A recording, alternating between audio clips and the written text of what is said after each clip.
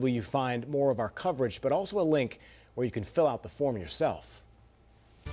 Alrighty, we're coming up on 6:08 as you're getting up for the day, and we're turning to a trending story. Good Monday morning. We're talking about your travel habits today. We've got yet another ranked list for you. This time, researchers are looking at which states are most likely to commit some more offensive travel habits. Now, we'll see where the Carolinas rank in just a moment, but here's what writers are measuring. It's habits like reclining your seat without asking, maybe overindulging on those adult beverages, or leaving trash in the back of your seat rather than just tossing it in the trash can. They all lead up to how each state is going to score. Now, turning now to where the Carolinas land on this naughty or nice list. We're going to start with North Carolina. It comes in at number 9. This is for states with the least bad behavior. So it's a pretty positive score, but our neighbors down south have a bit of a different story. South Carolina is in the top 15 for worst airport behavior in the country. More on methodology. The survey asked residents in every state about the behaviors that they witnessed and the habits that they're guilty of themselves. It's why we're bringing the question to you this morning.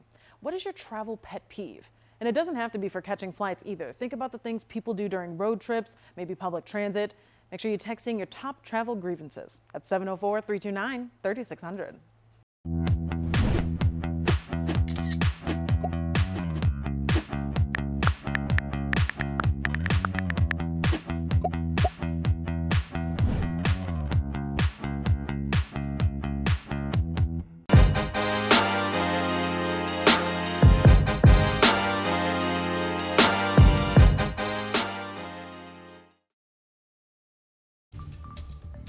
Right now at 5:30, a touted tactic for people looking to hold themselves financially accountable. Thanks for sticking with us. I'm Colin Mayfield. And I'm Vanessa Rufus. As WCNC Charlotte's Jane Monreal shows us, some are taking their financial blueprints to another level by loud budgeting. This is so they're not left asking, where's the money? Loud budgeting. What is it? You're expressing your goals to other people. Financial expert Mark Henry of Alloy Wealth says the idea behind that is twofold. One, to hold yourself more accountable, but also so others can help you as well. The idea that maybe like when they ask you, hey, let's go out to dinner this weekend. Well, you're not being rude to say no. They already know you're trying to control your budget. Henry says being clear about what you want to accomplish, like becoming debt-free, is a reachable goal if you control the dollars you do have. As far as how long it takes to reach your goal, Henry says it depends. How much debt do we have? How much do we have an emergency fund already? How much credit card debt do we have? What are we trying to accomplish? And then that's going to be the timeline. Henry says first priority should be to have an emergency fund, enough to cover 6 months worth of expenses, because that is your financial safety net. Just remember, with financial literacy comes power, so you can make informed decisions. Back to you. Tonight, a new trend is emerging as Charlotte's real estate market leaves many asking, where's the money? At WCNC Charlotte's Jane Monreal joining us now to explain. Jane, this trend is allowing people to find their dream home in some of the most sought out parts of town, really? Yeah, that's right. They're getting a little creative. But instead of the traditional single family homes, more people in Charlotte are opting for multi-family or duet style homes. We spoke with a local realtor who explained why more people are choosing these styles of homes.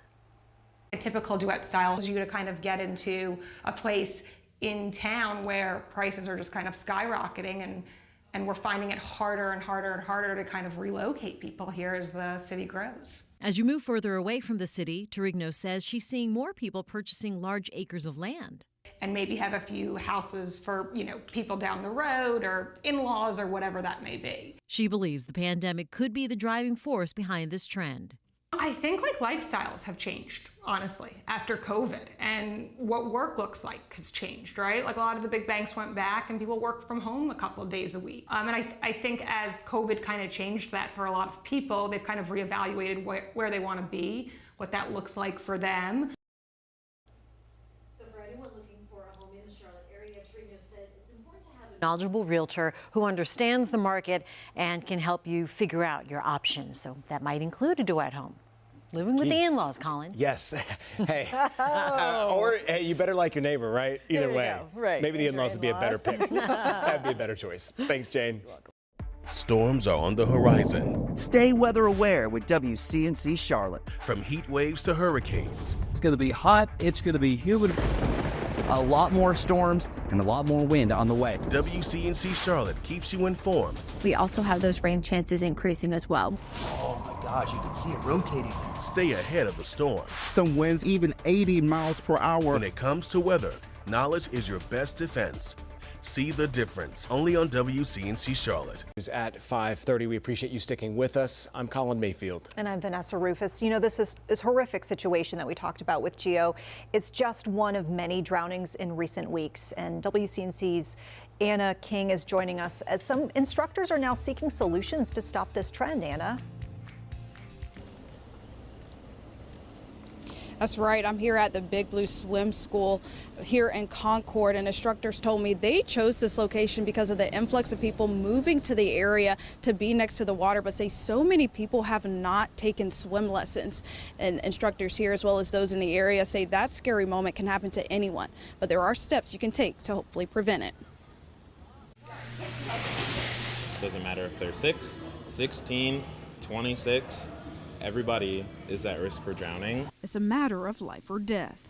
The unfortunate reality is kids and adults, we die around water. It's 1 in 4 drowning deaths every single year are kids, almost 400 kids every single year. But there's a preventative measure.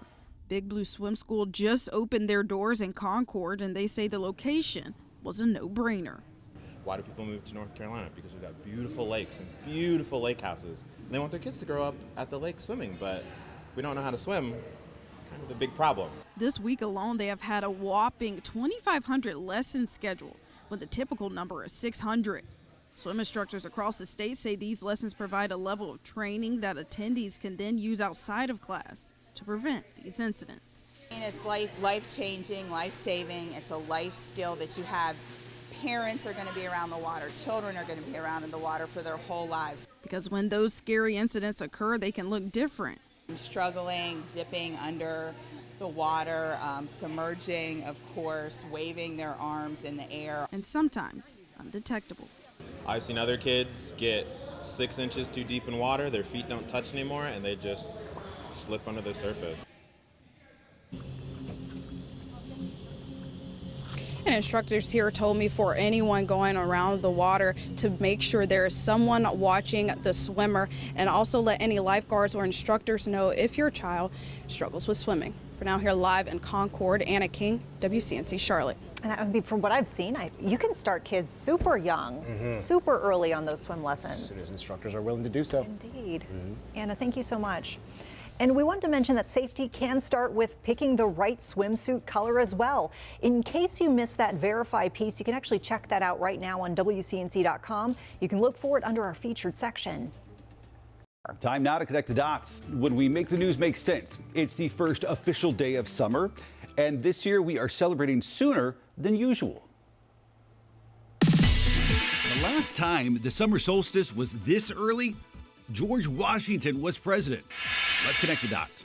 The summer solstice is usually on June 21st, but this year it'll occur today at 4:50. That's when the sun will be at its highest point in the sky all year long. The sun hasn't peaked this early in 228 years. The last time it happened was June 20th, 1796, when the U.S. only had 16 states. The early date is due to how we mark the solstice on our calendars. The solstice usually occurs 3 weeks after meteorological summer, which was June 1st. The summer solstice also marks the longest day of the year, which means daylight will only get shorter from here until fall. And that...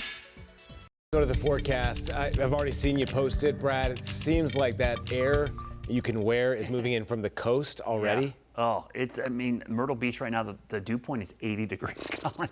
That is about as high as we've seen. Our all-time record high dew point here in Charlotte is 82, so that should put it in perspective. That is incredibly muggy air, and the heat is going to build throughout the weekend. Mid-90s, it'll feel like triple digits.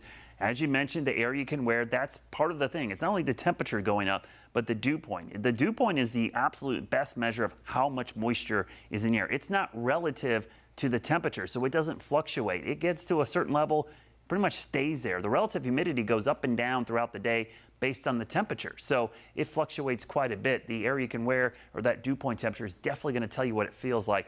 Little to zero rain chances out there. Now, part of the reason we're seeing that humidity increase and the dew points going up is this little low. It's not developing into anything tropically. It doesn't have a lot of rain with it, but what it is pulling in is tropical moisture. Look at this tropical moisture. You get into these areas where what we call this precipitable water. It's basically how much moisture is in the atmosphere.